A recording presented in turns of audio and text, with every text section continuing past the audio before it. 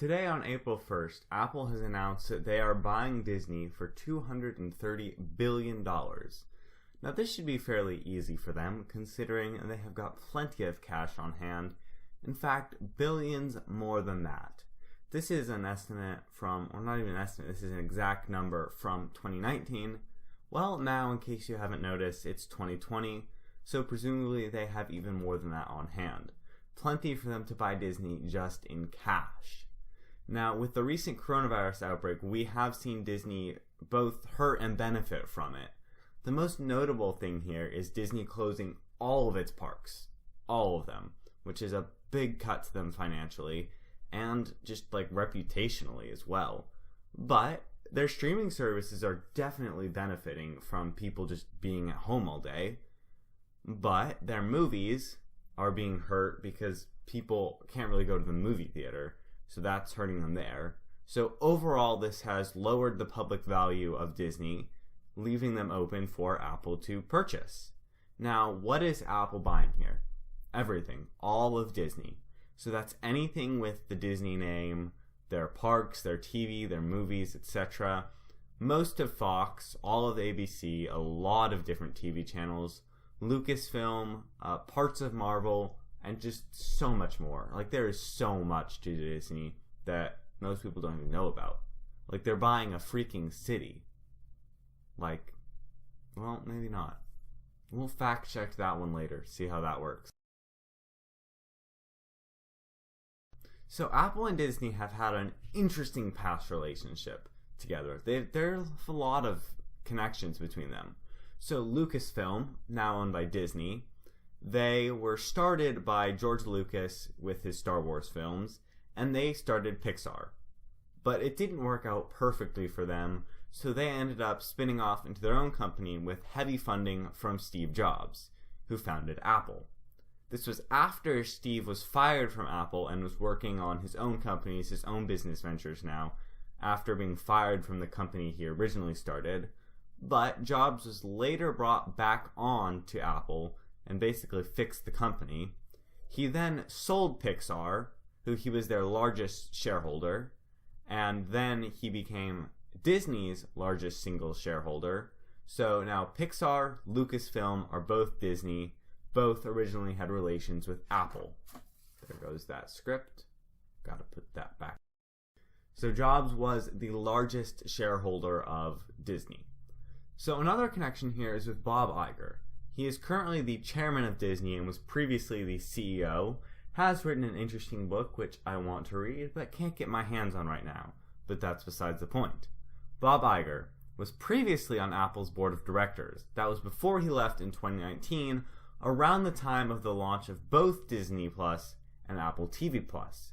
Competing businesses there, so as Disney and Apple got closer to each other in business, Bob Iger left Apple's board to go only at Disney.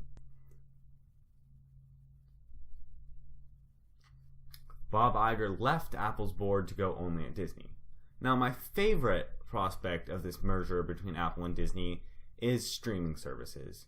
So Disney has Hulu, Disney Plus, and ESPN Plus.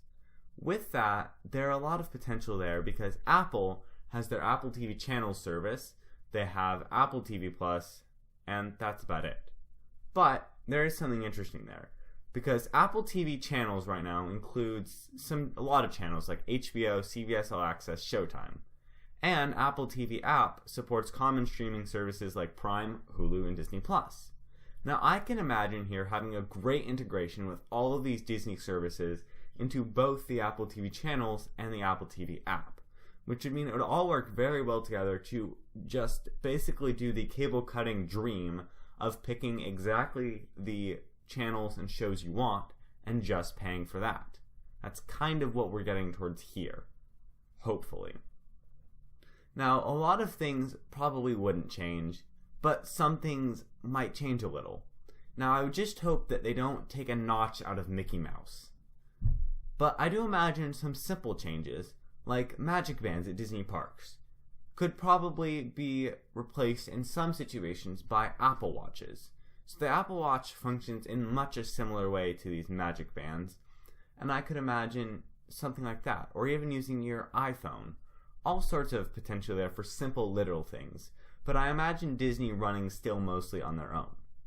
Now, you've probably noticed that today is April 1st, and while some companies may not be playing the April Fool's game, I am. So this video is an April Fool's joke, but there is a lot of truth in this video.